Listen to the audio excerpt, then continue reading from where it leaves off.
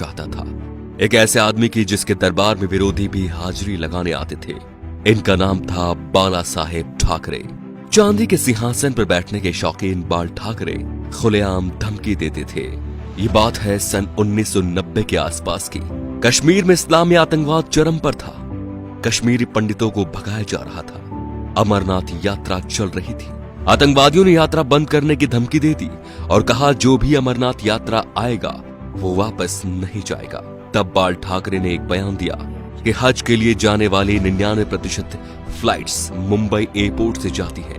देखते हैं यहां से कोई यात्रा मक्का मदीना कैसी जाती है।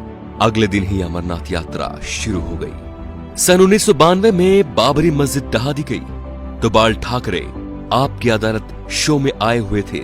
जब उनसे कहा गया कि सुना है ये काम शिव सैनिकों ने किया है, तो वे बोले यदि ये काम शिव सैनिकों ने किया है तो ये गर्व की बात है। बाल ठाकरे का बचपन का नाम था बाल केशव ठाकरे, जो वक्त के साथ साथ बाला साहेब ठाकरे बन गया। 1980 के दशक में बाला साहेब ठाकरे ने मुसलमानों के बारे में कहा कि ये कैंसर की तरह फैल रहे हैं और देश को इनसे बचना चाहिए। 1950 के आसपास टाइम्स ऑफ इंडिया के संडे एडिशन में इन्हीं के कार्टून छपते थे। इन्होंने 1960 में ये नौकरी छोड़ दी थी। बाल ठाकरे को हिंदू हृदय सम्राट कहा जाता था। उनका मोदी की तरह बिना देखे भाषण देना लोगों के मन को भा गया। उन्हें सुनने के लिए लाखों की भीड़ एकजुट हो गई थी।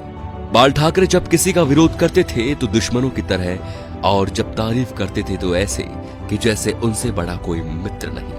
19 जून 1966 को बाल ठाकरे ने शिवाजी पार्क में नारियल फोड़कर अपने दोस्तों के साथ पार्टी बनाई, शिवसेना, जो आज भी चल रही है। बाल ठाकरे की एक खास बात थी कि वो कभी किसी से मिलने नहीं गए। बड़े बड़े बॉलीवुड एक्टर बियर पीने और उनसे मिलने उनके घर आते थे, जैसे नरेंद्र मोदी, माइकल जैक्सन। बाल ठाकरे के कुछ स्पेशल शौक थे, सिगार, व्हाइट वाइन एक्सेट्रा। ज्यादातर लोग फोटो या इंटरव्यू में उनके हाथ में पाइप या सिगार होती थी। 1999 में बाल ठाकरे पर 6 साल तक वोट डालने और चुनाव लड़ने पर बैन लगा था, लेकिन बाल ठाकरे ने अपने जीवन में कभी चुनाव नहीं लड़ा। अपनी मौत से 2 महीने पहले ठाकरे का एक बयान आया कि आर्मी मेरे हवाले कर दो, मैं देश को 1 महीने में ठीक कर दूंगा। 17 नवंबर 1912 बाल ठाकरे का निधन हो गया। इस दिन मुंबई बंद था। अंतिम यात्रा में 5 लाख लोग शामिल हुए। थोड़ी थोड़ी देर बाद एक आवाज उठती है, बाला साहेब। लाखों लोग चिल्लाते रहे, अमर रहे। बाल ठाकरे ना तो मुख्यमंत्री थे और न सांसद, फिर भी उन्हें मरने के बाद 21 तोपों की सलामी दी गई, जो राष्ट्रपति प्रधानमंत्री को मिलती है। ये रुतबा था बाला साहेब ठाकरे का।